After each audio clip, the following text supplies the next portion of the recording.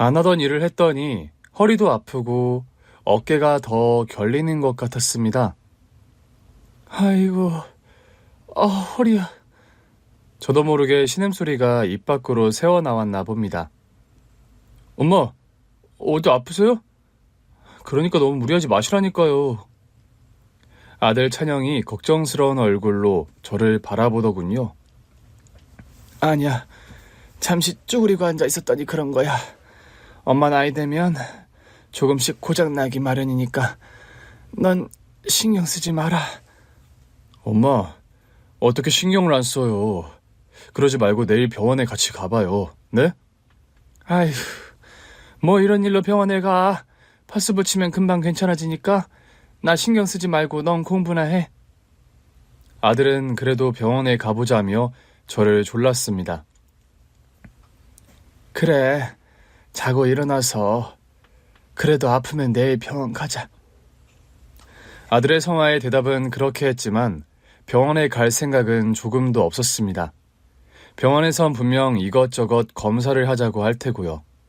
그럼 검사비로 몇만 원이 훌쩍 날아버리겠죠. 병원비만이 아닙니다. 병원에 간다고 식당을 비우면 그만큼 일당이 깎일 게 분명했기 때문입니다. 지금은 단돈 10,000원이 아쉬운 형편인데 그깟 허리 좀 아프다고 돈을 그렇게 써버릴 수는 없었습니다. 파스를 붙인 후 허리 찜질팩을 깔고 누워 잠을 청했습니다. 파스 효과 때문인지 허리 통증이 잠시 가시는 것 같더군요. 그러자 이번에는 서글픈 생각이 스멀스멀 가슴 저 깊은 곳에서부터 차오르기 시작하는 겁니다. 저도 모르게 또 눈물이 났습니다. 지난 6개월 동안 겪었던 일들이 마치 영화처럼 제 머릿속에서 맴돌기 시작했습니다. 여보, 이번 휴가엔 어디로 갈까? 유럽? 당신 북유럽 한번 가보고 싶다고 했잖아. 당신, 요즘 회사가 어렵다면서요. 우린 네 식구 함께 가려면 비용이 만만찮을 텐데요. 어허이, 무슨 소리야. 아무리 어려워도 휴가는 가야지. 당신 무리하지 말고 올해는 가까운 곳으로 가요. 그래요, 아빠. 유럽은 저도 시간 내기가 좀 힘들어요. 이번 여름방학엔 의료봉사 가기로 했거든요. 뭐야? 이찬영, 난 유럽 좋은데? 찬우 너 형이라고 부르라고 했지? 32분 차이인데 무슨 형이야? 찬영이와 찬우는 쌍둥이 형제입니다. 찬영이가 32분 먼저 세상 밖으로 나왔어요. 찬우야, 그래도 형은 형이지. 엄마는 옛날 사람이라니까. 요즘 쌍둥이들은 서로 이름 부른다고요.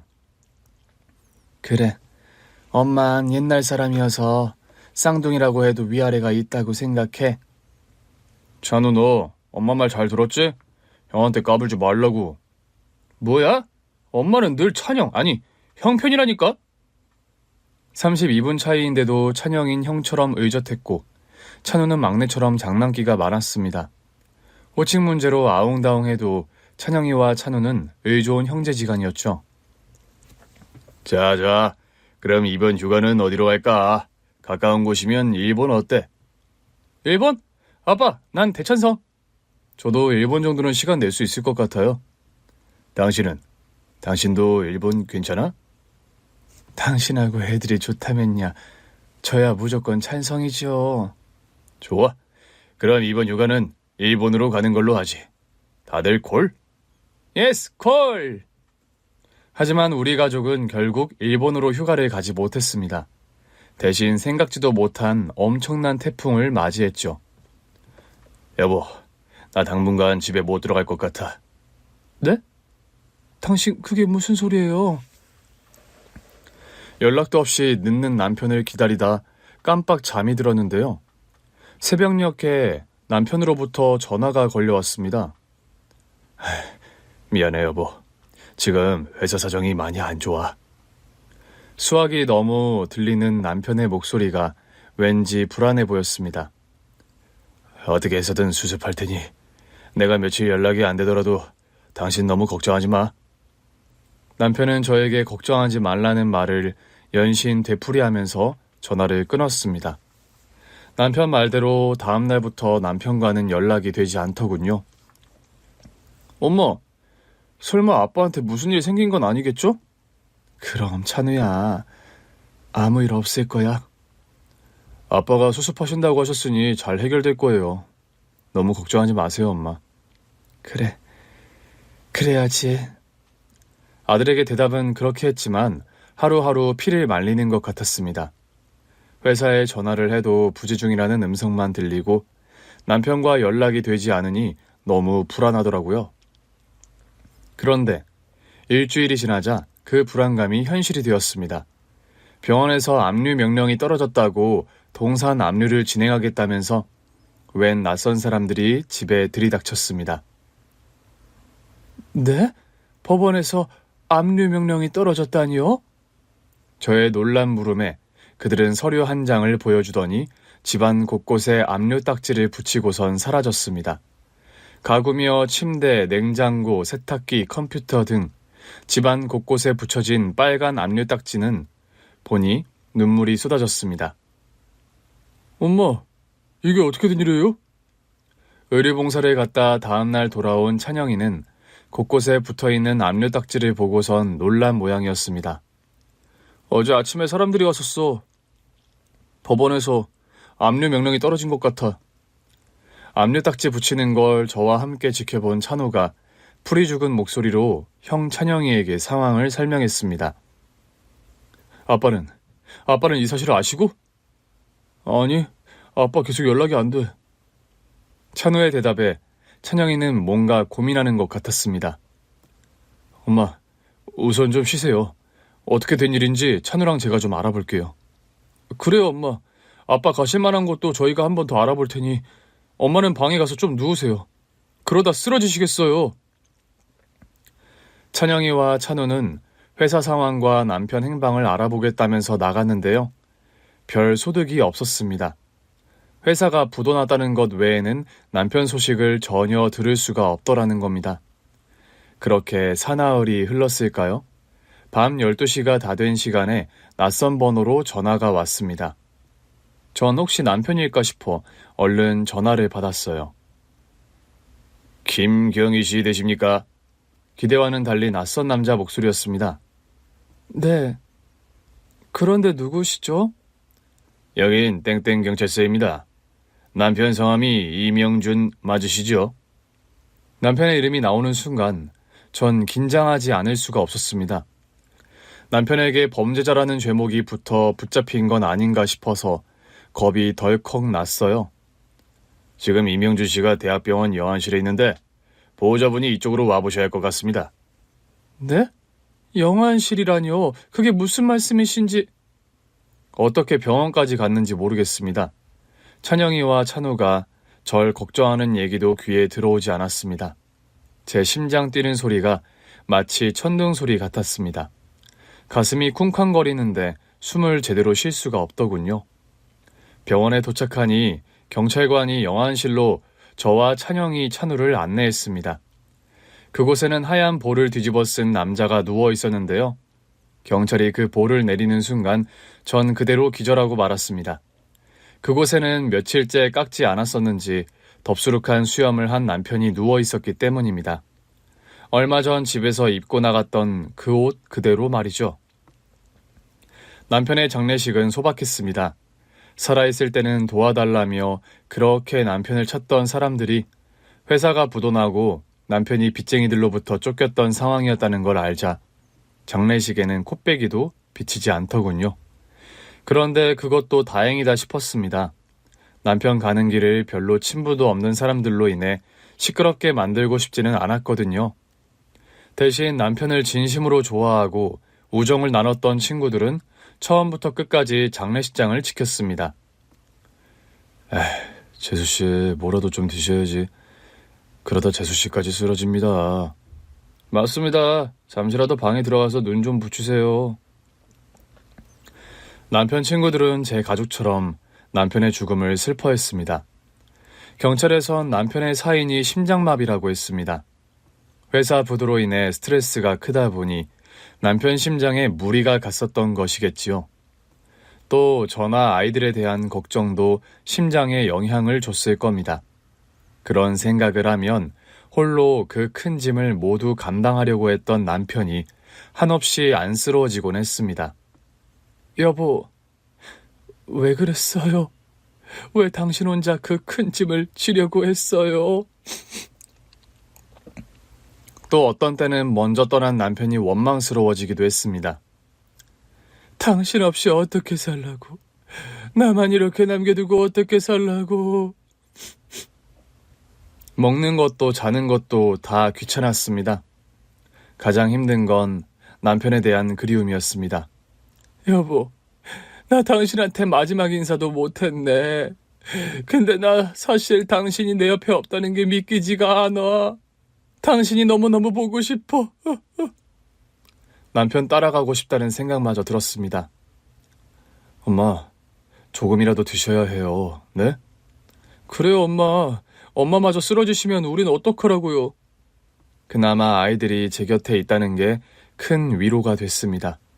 남편도 없는데 살아서 뭐하나 싶은 생각이 들다가도 찬영이와 찬우의 얼굴을 보면 마음이 달라졌습니다.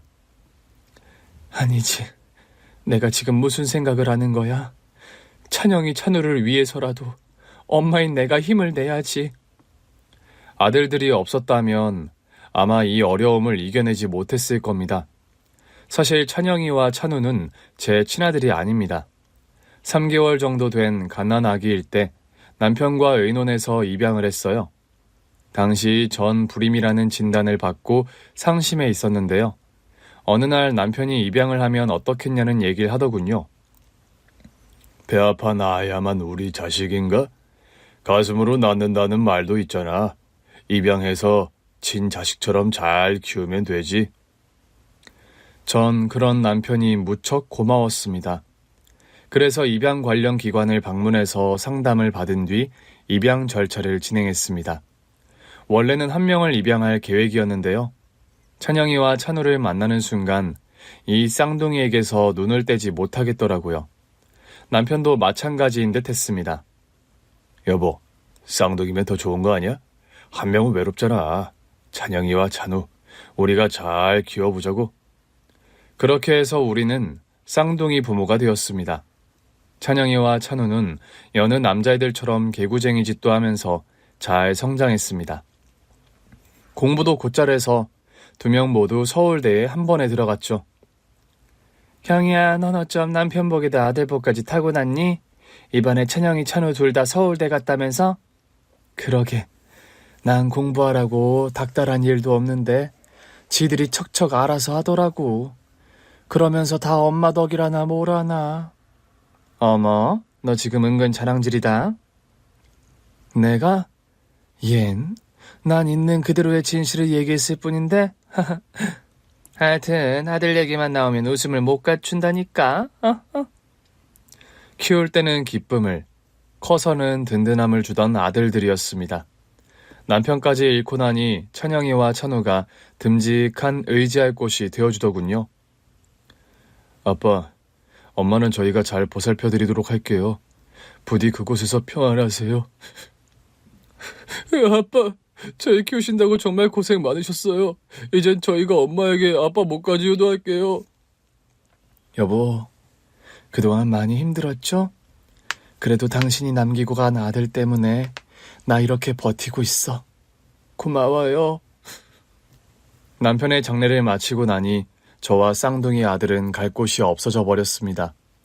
집이며 부동산 등 그동안 모았던 재산들은 빚잔치를 하고 나니 몇 푼 남지 않더군요.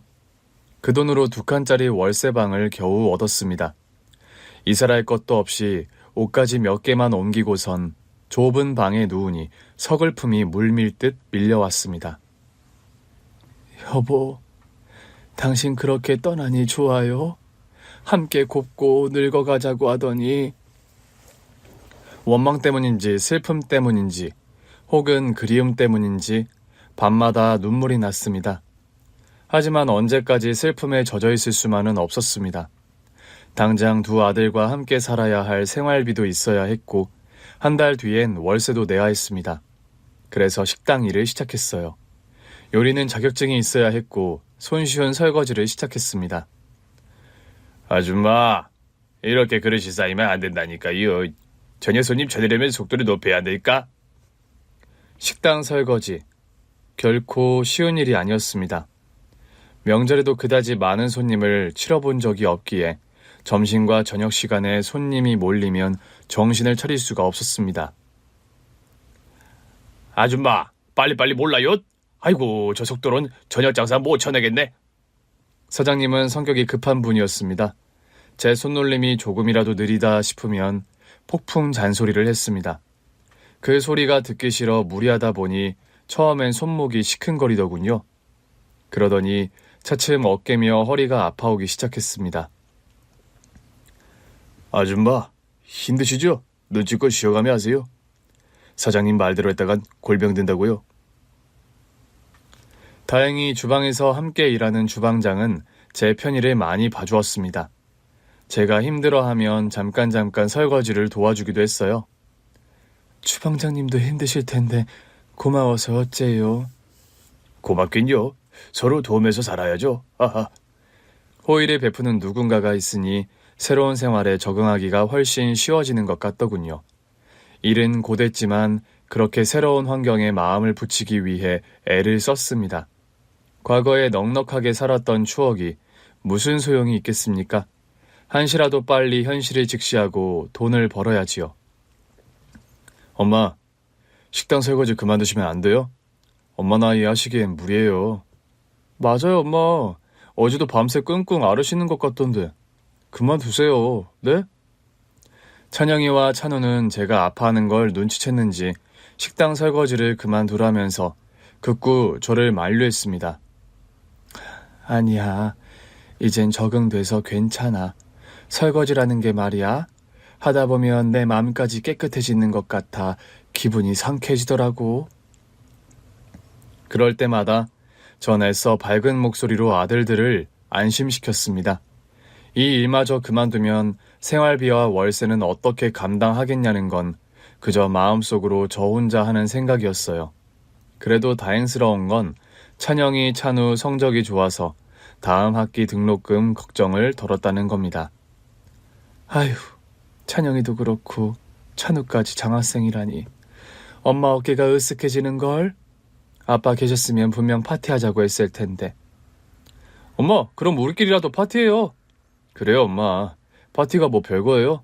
엄마 좋아하시는 치킨 시켜서 맥주 한잔 어떠세요? 그럴까?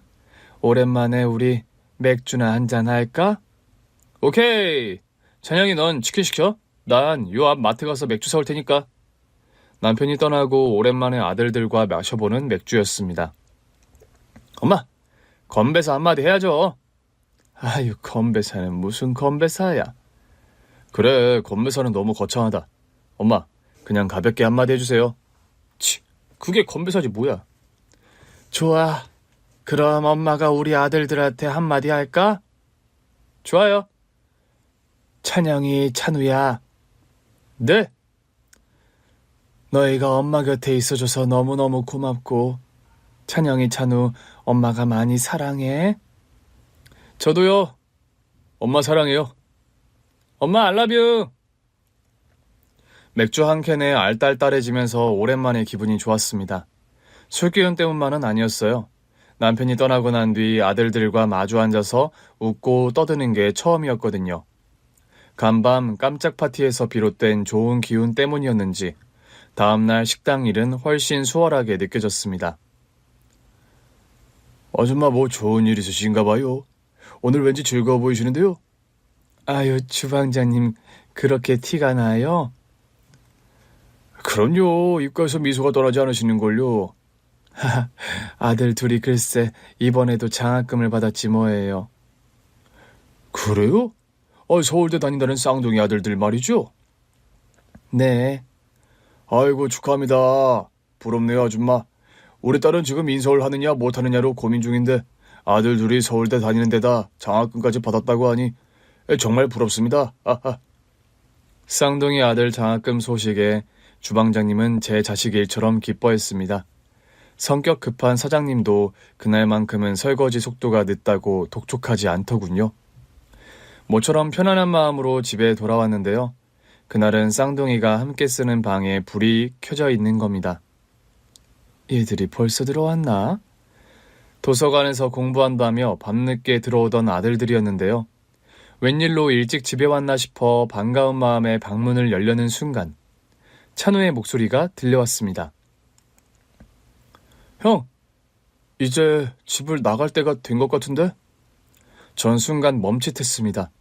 찬우는 뭔가 심각한 이야기를 할 때면 찬영이를 꼭 형이라고 불렀습니다. 어때? 형도 그렇게 생각하지? 그래, 이 집을 떠날 때가 된 것 같네. 찬우와 찬영 둘의 목소리가 모두 심각했습니다. 두 사람이 나누는 얘기를 듣는데 평안했던 감정이 순식간에 달아났습니다. 대신 불안한 생각이 찾아오더군요. 이 집에서 떠난다고? 얘들이 지금 무슨 얘기를 하는 거지? 쌍둥이들이 이 집을 떠난다는 게 무슨 뜻이지? 짧은 순간이었지만 여러 가지 생각이 제 머릿속을 스쳐 지나갔습니다. 엄마가 아시면 많이 놀라시겠지? 아마도 엄마 충격 안 받으시도록 잘 얘기해야지. 마음속에서 뭔가 휑한 찬바람이 불어오기 시작했습니다. 남편도 없고 경제적으로 힘들어지니까 떠나겠다는 건가? 아니지. 찬영이 찬우가 그럴 애들이 아니지. 그럼 집을 나간다는 게 무슨 뜻인 거야? 설마 친아들이 아니니 이제 떠나겠다는 건가? 쌍둥이의 수수께끼 같은 대화에 가슴이 두근거리기 시작했습니다. 남편은 곧 돌아오겠다는 말을 남기고 제 곁을 떠났습니다. 그런데 이제 아들 둘이 집을 떠나겠다고 하니 갑자기 이 세상에 혼자 남겨진 것 같은 기분이 들었습니다. 찬영이와 찬우는 자신들이 입양하라는 걸 알고 있던 터였습니다. 대학생이 되자 남편과 제가 얘기를 해주었거든요. 여보, 오늘 우리 가족 근사한 곳에 가서 저녁 먹을까? 당신 애들한테 그 얘기를 하려는 거죠? 언젠가는 알게 될 일이야. 우리만 입 다물면 되잖아요. 그럼 애들이 평생 모르고 살 수도 있죠. 에헤이, 세상에 비밀이 어디 있다고. 다른 사람들한테 듣고 충격을 받느니 우리가 직접 얘기해 주는 게 좋아. 사실 전 아들들에게 입양하라는 걸 알리고 싶지 않았습니다. 찬영이와 찬우는 이미 제 친자식이나 다름없었고요. 무엇보다 아들들이 받을 충격이 염려됐기 때문입니다. 당신 너무 걱정하지 마. 찬영이 찬우 이젠 애 아니야. 당신이 생각하는 것보다 훨씬 성숙하다고. 남편의 말이 맞았습니다. 그날 식사를 끝내고 디저트를 먹으며 남편은 어렵게 사실을 털어놓았는데요. 찬영이와 찬우의 반응이 생각보다 심각하지 않았습니다. 찬영아, 찬우야, 엄마가 미안해. 엄마, 그런 말이 어딨어요. 미안하다니요. 그럼요, 엄마. 부족함 없이 키워주셔서 찬영이랑 전 감사하기만 한걸요. 그지, 형? 당연하지. 그리고 엄마, 찬우랑 저 이미 알고 있었어요. 뭐? 입양됐다는 걸 너희가 알고 있었다고? 네. 고1 때였나? 고모 댁에 갔다가 고모부하고 고모가 나누는 얘기를 우연히 들었어요. 아이고, 명이 그게 또 말실수를 했나 보네. 하여튼. 아니요, 고모는 우리가 들은 줄 모르고 계세요. 고모부하고 둘 분이서 조용히 말씀하시는 걸 제가 우연히 들었던 거거든요. 조용히 얘기했는데 그걸 어떻게 우연히 들어? 걘 목소리도 큰데다 말이 너무 많아. 여보, 지금 그게 중요한 게 아니잖아요. 그런데 그 얘기 왜 엄마한테 안 했어? 처음엔 충격을 받아서 어떻게 해야 하나 싶더라고요. 그런데 곰곰이 생각해보니 저희가 입양됐다고 해서 달라질 건 없다는 생각이 드는 거예요. 저희 누구보다도 아빠 엄마 사랑 듬뿍 받고 자랐잖아요. 역시 내 아들이다. 내 아들이야. 참네. 당신 아들이기만 해요? 찬영이 찬우 내 아들이기도 하다고요. 아이, 그래 그렇지. 우리 아들이지. 근데 아빠, 찬우는 좀 울긴 했어요. 뭐야 이찬영? 너 지금 고자질하는 거야? 고자질이라니 사실이잖아. 아유, 우리 막내 입양됐다고 하니까 서러웠어? 당연하지 엄마. 막내들이 엄마 얼마나 사랑하는데. 그래 찬우야. 엄마도 우리 찬우 많이 많이 사랑해. 엄마, 그럼 나는? 우리 찬영이도 엄마가 둘도 없이 사랑하지? 어라, 당신 나만 빼놓기야? 글쎄요, 당신은 오늘 좀 빠져야 될 것 같네요. 입양하라는 사실은 그렇게 무사히 넘어갔습니다. 그 이후 더 이상 입양에 대한 이야기는 나오지 않았죠. 그런데 두 아이가 떠날 때가 됐다면서 주고받는 이야기를 듣고 있으니 어쩔 수 없이 그때 일이 생각났습니다. 아니겠지. 그래, 아닐 거야. 불안한 마음을 다잡으며 쌍둥이 방문을 열었습니다. 제가 들어서자 두 아들 모두 당황하더군요. 엄마, 언제 집에 오셨어요? 찬영이는 뭔가를 뒤로 재빨리 감추는 게 보였습니다. 엄마 밖에서 얘기 다 들었다. 이 집을 떠날 때가 됐다니 그게 무슨 소리야? 찬영이와 찬우는 서로 눈빛만 교환할 뿐 대답이 없었습니다. 찬영이, 넌 뒤에 뭘 감춘 거야? 엄마, 그게... 왜? 엄마한테는 말할 수 없는 비밀이라도 있는 거야? 그런 거냐고? 제 목소리가 점점 더 높아져 가더군요. 아빠도 안 계시고 엄마가 식당 일하러 다닌다고 하니까 이 집에 있는 게 부끄러워졌니? 엄마, 그런 말이 어딨어요. 부끄러워지다뇨. 그럼 찬우, 너 이 집을 떠날 때가 된다고 한 건 무슨 뜻이야? 엄마, 그건 그런 뜻이 아니라... 네, 엄마. 엄마가 저희 얘기를 오해하신 것 같아요. 오해라고? 내가 저 문 밖에서 둘이 떠나겠다고 하는 걸 똑똑히 들었는데? 엄마, 형이랑 나 둘이 떠나겠다고 한 게 아니고요. 엄마 모시고 이 집을 나갈 때가 됐다. 그런 얘기였어요. 어? 뭐라고? 찬영이가 뒤로 감추었던 걸 제게 슬며시 내밀었습니다. 통장이더군요. 이건 웬 통장이냐? 통장에는 꽤 많은 액수의 돈이 찍혀 있었습니다. 엄마, 찬우랑 제가 그동안 모은 돈이에요. 형은 과외하고 난 학원 강사로 알바하면서 같이 돈 모았어요. 엄마, 식당 설거지 하시느라 여기저기 아픈 데 많으시잖아요. 맞아요. 밤마다 엄마 끙끙 앓으시던데. 그 소리 들으면서 형이랑 제가 얼마나 마음이 아팠다고요. 찬영이는 고액 가외로, 찬우는 학원 알바로 돈을 모았다고 했습니다. 제가 알아보니까 이 돈이면 서울 근교의 작은 아파트 한 채는 살 수 있겠더라고요. 형이랑 내가 벌써 서너 군데 보고 왔어요. 엄마, 우리 이사가요. 네? 아들들이 제게 하는 설명을 들으며 전 울기만 했습니다. 찬영아, 찬우야. 우리 엄마 또 감격하셨나 보네. 내가 너희들 볼 면목이 없구나. 이런 줄도 모르고 괜한 오해만 하고 미안하다. 엄마, 괜찮아요. 앞뒤 상황을 모르셨으니 그러실 수 있어요. 엄마, 우리가 엄마 두고 어딜 가겠어요? 나 평생 엄마랑 이렇게 살 건데. 그래, 내 아들. 고맙다. 고마워. 에이, 엄마. 가족끼리 그렇게 선 긋는 거 아니라니까요. 다음 날이 되자 찬영이와 찬우는 시간을 내서 이사갈 집을 보러 다니자고 했습니다. 전 그러자고 대답을 했지만 아들들이 어렵게 모은 돈을 집 장면에 쓰려고 하니 왠지 미안해지더군요. 또 설거지를 하면서 생각해보니 이사만 간다고 해서 모든 문제가 해결되는 건 아니었습니다. 월세는 내지 않아도 되지만 생활비는 여전히 필요한 거 아니겠습니까? 엄마, 생활비도 걱정 안 하셔도 돼요. 저랑 찬우가 알바한 돈으로 저희 충분히 생활할 수 있어요. 맞아요, 엄마. 원장님이 저 오고 학생수 늘었다고 다음 달부터 월급 올려준다고 하셨어요. 아니야. 찬영이 너 공부하랴 병원 실습하랴 잠도 부족한데 언제까지 과외 때문에 시간을 낭비할 수는 없지 않니? 그리고 찬우, 너 곧 4학년인데 알바 그만두고 취업 준비해야지. 찬영이는 최근 들어 부쩍 야위었습니다. 공부와 병원 실습만으로도 힘들 텐데 과외까지 했으니 수면 부족으로 야위어 갔던 거지요. 찬우도 마찬가지였습니다. 먹는 거 좋아하던 애가 집에 들어오면 그대로 잠자리에 들기 일쑤였습니다. 지금 생각해보니 공부며 알바에 둘 다 피곤해서 그랬던 겁니다. 그래서 엄마가 생각을 좀 해봤는데 집 사는 건 잠시 미루고 그 돈으로 엄마가 식당을 해보면 어떨까 해. 네? 엄마가 식당을 하신다고요? 엄마, 다시 생각해보세요. 식당 경영도 만만찮아요. 식당을 해보면 좋겠다는 저의 제안에 쌍둥이는 펄쩍 뛰며 반대했습니다. 엄마, 찬우 말이 맞아요. 손님들 상대하는 거 의외로 스트레스 많이 받는다고 하더라고요. 나도 알지. 외할아버지가 식당 하셨는데 내가 그걸 왜 모르겠니? 친정 아버지와 어머니가 꽤 오랫동안 식당을 하셨었습니다.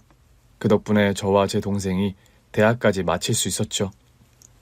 엄마, 그때하고 지금은 또 달라요. 음식 트렌드가 얼마나 자주 바뀐다고요. 찬우, 네 말도 맞는데 그래도 맛 때문에 오래가는 집들도 많아. 전 고집을 꺾지 않았습니다. 사실 요리엔 제가 좀 자신이 있었거든요. 남편도 제가 해주는 음식이 최고라면서 약속이 있었음에도 일부러 저녁을 거르고 집에 와 제가 차려주는 밥을 먹을 때가 많았습니다.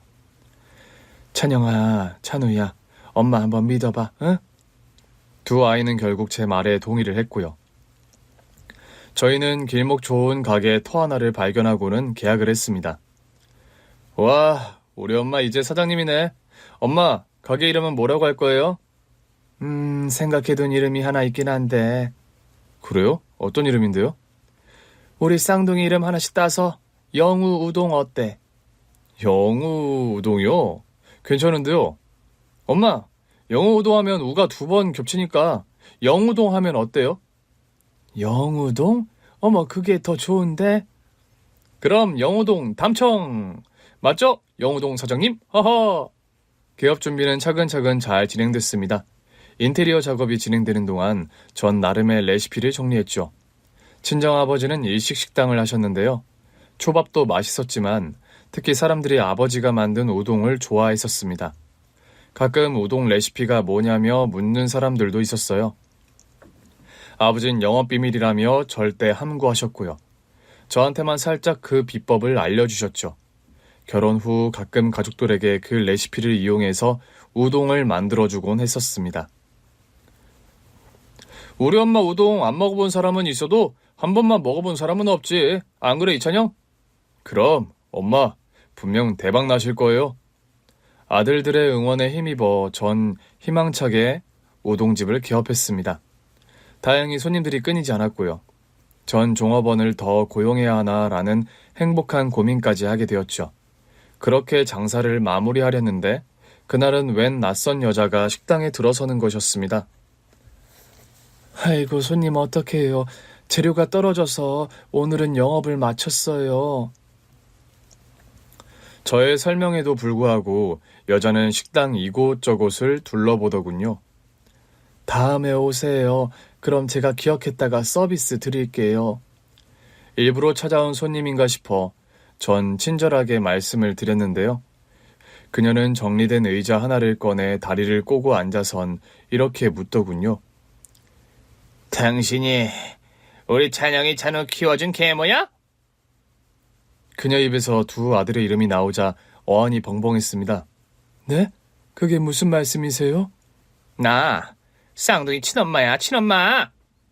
빨간 매니큐어가 칠해진 그녀의 손톱이 불빛을 받아 반짝거렸습니다. 그녀와 나누고 있는 이야기가 비현실처럼 느껴졌어요. 아유, 내가 우리 쌍둥이 찾는다고 얼마나 고생을 했던지. 이런 구석에 살고 있으니 찾기 어려웠지. 그녀가 무슨 말을 하는 건지 도통 이해할 수가 없었습니다. 쌍둥이를 입양할 때 분명 엄마가 아기를 낳다가 죽었다고 했거든요. 미혼모였던 탓에 쌍둥이를 키울 사람이 없어 입양기관에 맡겼다고 했습니다. 나도 몰랐어. 우리 엄마가 쌍둥이들이 나오자마자 죽었다고 하길래 그런 줄로만 알았지. 둘 다 살아있다는 걸 최근에 알았지 뭐야. 아이고, 불쌍한 내 아들. 친엄마가 이렇게 살아있는 것도 모르고. 그녀는 제 앞에서 눈물을 보이기까지 했습니다. 전 아무런 대꾸도 못한 채 그녀의 말만 듣고 있었죠. 걔들 낳은 병원에 갔다가 우연히 알게 됐지 뭐야. 엄마가 나 모르게 입양기관으로 보냈다고 하더라고. 아이고, 불쌍한 내 새끼들. 그녀는 말끝마다 추임새처럼 불쌍한 내 아들이라고 했습니다. 내 아들이라뇨. 불쌍하다뇨. 무슨 말씀인지 알겠습니다. 오늘은 일단 돌아가시죠. 온몸이 덜덜 떨려오는 걸 간신히 참으며 그녀를 돌려보냈습니다. 그날 밤 한숨도 자지 못했어요. 찬영이 찬 후 침모라고 주장하던 그 여잔 다음날 저녁 또다시 식당에 나타났습니다. 좀 알아봤어? 뭘 알아봤냐는 겁니까? 그리고 언제 봤다고 반말이세요? 어제는 너무 놀라 미처 깨닫지 못했는데 그녀는 줄곧 제게 반말을 하고 있더군요. 아니, 내가 2살이 많더라고. 이것도 인연이라면 인연인데 언니라고 생각하라고. 그녀는 이미 모든 걸 알아보고 온 것 같았습니다. 남편이 사업이 망했고 그 충격으로 세상을 떠났다는 사실도 알고 있었습니다. 당신 팔자도 참 그렇다. 그지? 평생 물에 손 한 번 안 담그고 살았을 텐데 부잣집 마나님이 어쩌다? 그녀로부터 남편 이야기를 듣는 게 이루 말할 수 없이 불쾌했습니다. 그래서 이 식당도 우리 찬영이와 찬우가 해준 거라며? 아유, 애들이 날 닮아서 착하기 그지없다니까. 마음 같아선 당장 내쫓고 싶었습니다. 그러니까 당신이 우리 쌍둥이 친엄마인 걸 어떻게 내가 믿어요? 그럴 줄 알고 내가 여기 확인서를 떼왔다니까? 자, 보이지? 내가 그날 병원에서 쌍둥이 출산했다는 기록. 기록지를 보는 제 손이 덜덜 떨리기 시작했습니다. 산모 이름은 서미자. 쌍둥이 아들을 출산했다는 기록과 함께 입양 기록까지 정확하게 남겨져 있었습니다. 그녀는 그 종이와 함께 자신의 주민등록증을 내밀더군요. 주민등록증에는 그녀의 사진과 함께 서미자라는 이름이 선명하게 찍혀져 있었습니다. 내가 친엄마라는 게 이제 믿어져? 참네, 사기칠 게 따로 있지. 사람을 뭘로 보고? 내가 우리 아들들 생각해서 참지 뭐. 그녀가 친엄마인 게 분명하다는 생각이 드는 순간 눈물이 쏟아지기 시작했습니다. 아니, 왜 울어? 내가 뭘 했다고 우는 거야? 전 울면서 찬영이 찬우에게도 친모인 걸 알렸냐고 물었죠. 아니, 나도 엄마인데 그 정도의 생각은 있다고. 지금 내가 친엄마라면서 애들 앞에 나타나봐. 애들이 얼마나 충격이 크겠어. 안 그래? 게다가 그동안 당신이 키운 공도 있는데 그러면 안 되지. 안 되고 말고. 눈물을 흘리다가 무슨 말을 하려나 싶어 그녀를 바라봤습니다. 나 이제 와서 친권 주장할 마음 없어. 그럼 왜 내 앞에 나타난 거냐고 따져 묻고 싶었습니다. 당신 팔자도 그렇지만 내 팔자도 기구하거든. 하긴 자식 버린 여자가 어떻게 맘 편히 살았겠어? 그녀는 자신이 살아온 이야기를 구구절절 늘어놓았습니다. 전 찬영이와 찬우 앞에 나타날 마음이 없다는 말에 꾹 참고 그녀 이야기를 듣고 있었죠. 그랬더니 결론은 돈 이야기였습니다. 나도 이렇게까지 할 생각은 아니었는데 가난이 원수라고 염치불가고 온 거야. 그리고 당신 잘 생각해봐. 내가 쌍둥이 앞에 나타나서 구질구질하게 내 형편 말하는 것보다 우리 둘이 깔끔하게 해결하면 좋잖아. 그녀의 말을 고지고대로 믿어서가 아니었습니다. 그녀가 아들들 앞에 나타난 것도 싫고 돈을 주지 않으면 혹시나 그녀가 쌍둥이들을 데리고 가겠다고 할까봐 겁이 났습니다. 그래서 돈을 주기 시작했는데요. 처음엔 500만 원을 요구하더니 그 액수가 점점 커지더라고요. 이번이 마지막이야. 1,000만 원. 1,000만 원만 입금해주면 다시는 연락 안 한다니까? 그런 큰 돈이 지금 어딨어요. 지난번에도 마지막이라면서 500만 원 가져갔잖아요. 참네. 그게 언제적 500만 원인데. 그럼 나 찬영이하고 찬우 만나서 얘기할까? 알았어. 내일이야. 내일까지 입금하라고. 처음에는 쌍둥이를 데리고 가겠다고 할까봐 겁이 나서 돈을 주었습니다.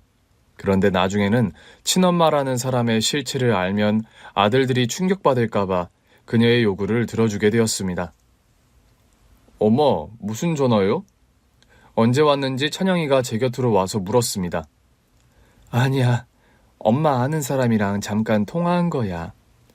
찬영이 미심쩍은 듯한 눈으로 절 바라보더군요. 급한 일이 생겼다면서 돈을 빌려달라는구나. 내가 돈이 어디 있다고. 사실이었습니다. 그녀의 협박에 가게를 담보로 은행 대출까지 받았던 상황이었습니다. 1,000만 원은 또 어디서 마련하나 싶어 한숨이 나오더라고요. 찬영아, 엄마 아무래도 요즘 무슨 일 있는 것 같지? 찬우, 너도 그렇게 생각해? 잠도 잘 못 주무시는 것 같고 식사도 영 못하시는 게 뭔가 걱정이 있으신 게 분명해. 안 그래도 아까 식당에 갔었거든. 마칠 때 다 된 것 같아 엄마랑 같이 집에 오려고. 그래서? 그런데 내가 들어온 것도 모르고 누구랑 통화를 하시더라고. 얼핏 들었는데 1,000만 원이 어쩌고 하시는 거 보니까 돈 문제인 것 같던데? 두 아들은 밤새 제 걱정을 했다고 합니다. 다음날 아침 식사를 준비하기 위해 주방으로 나갔더니 작정하고 저에게 묻더군요. 엄마, 무슨 일인지 저희에게도 말씀해 주세요. 그래, 엄마. 저희 이제 어린애 아니에요. 무슨 일인지 알아야 대책을 세우죠. 찬영이와 찬우의 말에 전 그만 울음을 터뜨리고 말았습니다. 1,000만 원 걱정에 밤을 꼬박 새웠거든요. 찬우는 제 얘기를 듣고는 펄쩍 뛰었습니다. 엄마, 그게 말이 돼요? 그 여자한테 왜 엄마가 돈을 주냐고요? 아니, 난 너희들을 데리고 갈지도 모른다는 생각에. 엄마, 우리한테 친엄마는 엄마뿐이라고요. 누가 그 여자를 따라간다고 그런 걱정을 하세요? 찬우야, 흥분하지 말고 엄마 얘기 마저 들어보자. 그날따라 흥분부터 먼저 하는 찬우의 성격이 고마웠습니다. 절대 그 여자를 따라갈 일 없다는 아들의 말에 알턴 이가 빠져나가는 것처럼 가슴이 뻥하고 뚫렸습니다. 엄마, 저희가 그 여자 말이 맞는지 제대로 알아볼게요. 이제부턴 절대 돈 주지 마세요. 아시겠죠? 맞아요. 전화도 받지 마세요. 두 아들은 아침 식사도 거르고 정확한 사실을 알아본다면서 집을 나갔습니다. 전 하루 종일 전화를 기다렸는데요. 저녁 장사를 마무리할 즈음 찬영이와 찬우가 상기된 표정으로 식당에 들어오더군요. 엄마, 아니에요. 그 여자 친엄마 아니라고요. 성격 급한 찬우가 결론부터 이야기했습니다. 뭐? 그 여자 친엄마가 아니라고? 네, 엄마. 그 여자 사기꾼이에요, 사기꾼. 찬영이와 찬우로부터 전해들은 진실은 이랬습니다. 그녀는 죽은 친모 서미자가 아니라 친구 미순이었다고 합니다. 친모는 쌍둥이를 놓다 과다출혈로 사망한 게 맞고요. 친구인 미순 역시 그 사실을 알고 있었다고 해요. 그런데 그 사기꾼이 우리 집 사정은 어떻게 알게 된 거야? 엄마, 그게 내가 과외했던 거 알지? 그 집 애가 입양아였거든. 자신이 입양됐다는 걸 알고 방황하더라고. 그래서 나도 입양아라고 달랬지. 아들로부터 찬영이 입양아라는 사실을 알게 된 그댁 사모님이 하루는 찬영이를 불렀다고 합니다. 선생님, 우리 애한테 들었는데 선생님도 입양되셨다고요? 네, 가난하게 1대1이라 전 기억이 전혀 안 나요. 부모님이 말씀해 주셔서 알게 됐어요. 어머, 부모님이 직접 말씀을 해주셨다고요? 네, 저 사실 쌍둥이거든요. 저희가 20살이 되니까 말씀해 주시더라고요. 사모님은 부모님에 대해 그리고 찬영이가 커온 과정에 대해 자세히 물었다고 합니다. 아들이 입양하라는 이유로 공부도 팽개친 채 방황하고 있으니 찬영이가 성장해온 과정이 궁금했겠지요. 선생님, 훌륭한 부모님을 두셨네요. 찬영이 이야기를 듣고 안심이 됐던 건지 사모님은 그달 인센티브라면서 과외비를 더 얹어줬다고 합니다. 그런데 문제는 사모님과 찬영이 이야기를 가사도우미 아줌마가 듣고 있었다는 건데요. 가사도우미 아줌마는 별뜻 없이 동생에게 들은 이야기를 전했다고 합니다. 가만, 언니, 그 과외 선생이 지금 몇 살이라고? 글쎄, 대학교 3학년이라고 했으니 22살 정도 되려나? 쌍둥이 이름이 찬영, 찬우라고 했지, 언니? 과외 선생 이름은 찬영이가 틀림없고 통화하는 걸 들으니 쌍둥이 동생 이름이 찬우인 것 같더라고. 그래? 어쩜 이런 우연이 다 있을까? 우연이라니 그게 무슨 소리야? 언니, 내 친구 미자 알지? 미자? 고등학교 때 너랑 이름이 비슷하다면서 늘 붙어 다니던 그 미자? 그 미자. 걔 낳다가 죽었다며. 과다출혈로. 맞아. 걔가 쌍둥이를 낳았는데 그 쌍둥이 이름이 찬영이랑 찬우였어. 정말? 네가 어떻게 알아? 왜 몰라. 걔 임신하고도 내가 몇 번 만났거든. 쌍둥이 낳으면 찬영, 찬우라고 지을 거라며 나한테 그랬단 말이야. 그럼 그 과외 선생이 미자 아들? 어쩜 이런 우연이 다 있니? 아니, 그 과외 선생 전화번호 알지? 아니다. 어디 사는지부터 좀 알아봐줘. 왜? 네가 그걸 알아서 뭐하게? 너 또 이상한 일 꾸미려고 그러는 건 아니지? 언니, 무슨 말을 그렇게 해? 미자 아들이면 내 아들이나 다름없잖아. 미자 아들이라고 하니까 내가 반가워서 그래. 꼭 좀 알아봐줘. 알았지?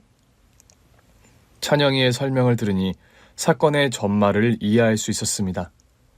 어쩜 자기 아들도 아닌데 친엄마라고 사기를 칠 수가 있니?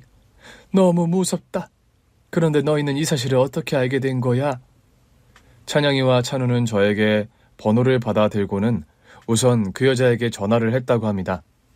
자신들이 돈을 줄 테니 만나자고 말입니다. 그냥 만나자고 하면 왠지 거절할 것 같았다고 합니다. 그런데 그 작전이 신의 한 수였다고 해요. 돈을 준다는 말에 그녀는 약속 장소에 나타났는데요. 유전자 검사부터 하자는 말에 말도 안 되는 핑계를 대면서 주랭랑을 쳤다고 합니다. 그런 그녀의 뒤를 몰래 쫓아갔는데 그 여자가 들어간 집에서 글쎄 가사도우미 아줌마가 나오더라는 겁니다. 아줌마, 저 누군지 아시죠? 어머, 찬영 선생님 아니세요? 선생님이 여긴 웬일이세요? 찬영인 중요한 얘기가 있다면 근처 카페로 가사도우미 아줌마를 데리고 갔고요. 거기서 그동안 제가 당했던 일을 아줌마에게 얘기했다고 합니다. 아이고, 미선이 고개 또 사고를 쳤어. 아줌마는 기가 막힌지 그대로 주저앉아 버렸다고 합니다. 어쩐지 얼마 전부터 백화점 쇼핑을 하느니 해외여행을 가느니 정신없는 소리를 하더니 다 이유가 있었네. 아줌마는 자신도 동생 일은 손 놓았다면서 경찰에 신고하든지 말든지 마음대로 하라며 울더라는 겁니다. 도우미 아줌마 사정은 딱했지만 그녀를 사기죄로 신고했고요. 경찰서에서 조사받는 걸 보고 돌아오는 길이라고 했습니다. 아유, 하늘이 도왔구나. 하늘이 도왔어. 다행히 제가 넘긴 돈은 300만 원을 제외하고는 통장에 그대로 남아 있었다고 합니다. 해외로 뜨겠다면서 돈을 거의 쓰지 않았던 탓이죠. 게다가 더 놀라운 건 그 여자가 사기죄로 고소된 게 이번이 처음이 아니라는 것이었습니다. 그 여자 이번에 콩밥 제대로 먹을 것 같아요. 맞아요, 엄마. 경찰 조사 끝나면 사기당했던 돈 찾을 수 있다고 해요. 그러니 아무 걱정 마시고 오늘은 푹 주무세요. 아들 말처럼 그날은 오랜만에 깊은 잠을 잤습니다. 꿈에 남편이 나왔던 것 같기도 하고 이전으로 돌아가 우리 네 식구가 즐겁게 이야기를 나누기도 했던 것 같습니다. 늦잠을 자고 일어나니 찬영이 찬우가 아침 식사 준비를 하고 있더군요. 엄마, 좀 더 주무시지 왜 벌써 일어나셨어요? 맞아, 모처럼 쉬는 날인데 해가 중천에 뜰 때까지 주무셔야죠. 아니야, 나 모처럼 깊이 잤다. 지금 몸이 아주 날아갈 것 같아. 두 아들과 늦은 아침을 먹으며 정말 행복했습니다. 이런 행복한 감정이 얼마만인가 싶더라고요. 너희 오늘 많이 바쁘니? 엄마한테 잠시 시간 내줄 수 있어? 그럼요, 엄마. 엄마한테는 언제든 시간 내드릴 수 있죠. 엄마 왜? 오랜만에 아들들이랑 데이트하고 싶으셔? 그래, 너희들이랑 같이 아빠한테 가고 싶구나. 남편을 만나러 가는 길은 마치 소풍을 가는 것처럼 즐거웠습니다. 물론 남편 사진 앞에서 눈물이 나지 않았던 건 아닙니다. 하지만 남편이 선물처럼 남기고 간 두 아들이 제 곁을 든든하게 있으니 남편을 만나고 오는 그 길도 소풍처럼 느껴지더군요. 그만큼 제 마음이 단단해졌기 때문이겠죠. 그 일을 겪은 이후 저와 두 아들 사이도 더 견고해진 것 같습니다. 저도 찬영이와 찬우도 서로를 믿고 아끼는 마음이 더 커졌다고나 할까요? 엄마 아들 취업 성공했어요. 그것도 연봉이 자그마치 얼마나 되는 줄 아세요? 졸업을 한 달 앞둔 어느 겨울날, 식당 문을 열고 들어선 찬우가 저를 와락 안으며 전한 소식이었습니다. 엄마, 이제 식당 안 해도 된다고요. 이 찬우, 엄마가 식당을 왜 접어? 요즘 영호동이 최고의 핫플이라고. 사실이었습니다. 영호동이 입소문이 나면서 점심과 저녁 식사 시간엔 예약 없이 먹을 수가 없었고요. 2호점을 내려고 계획 중이었죠. 찬영이, 너 이 형한테 잘 보여라. 넌 아직 학생이지만 난 이제 어엿한 사회인이라고. 뭐 형? 너 지금 나한테 형이라고 했냐? 그럼 사회생활 먼저 시작하는 사람이 형이지. 안 그래요, 엄마? 아이고, 아무리 그래도 찬영이가 형이지. 찬우, 넌 동생이고. 들었지, 동생아? 이찬영, 너 그럼 용돈 없다. 하하. 뭐야? 찬우는 외국계 금융회사의 고액 연봉으로 취업을 했습니다. 회사에서 실력을 인정받아 해마다 연봉이 오르더라고요. 찬영이는 의대 졸업 후 인턴 과정을 받고 있습니다. 바빠서 얼굴 제대로 보기 힘들지만 그래도 짬을 내 제 건강을 챙겼습니다. 엄마, 건강검진 예약해놨으니 잊으시면 안 돼요. 아유, 바쁠 텐데 뭐 그런 것까지 신경을 써? 아무리 바빠도 엄마 건강은 아들인 제가 챙겨야죠. 요즘은 정말 걱정 없이 평안합니다. 남은 제 인생 큰 풍파 없이 지금처럼 잔잔하면 좋겠습니다. 너무 큰 욕심인가요? 하지만 이 정도의 욕심은 부리고 싶네요. 긴 글 읽어주셔서 감사합니다. 오늘 준비한 사연은 여기까지입니다. 재미있게 들으셨다면 구독과 좋아요, 알림 설정까지 눌러주세요. 그럼 저는 다음 사연으로 찾아뵐게요. 오늘도 건강하고 행복하세요.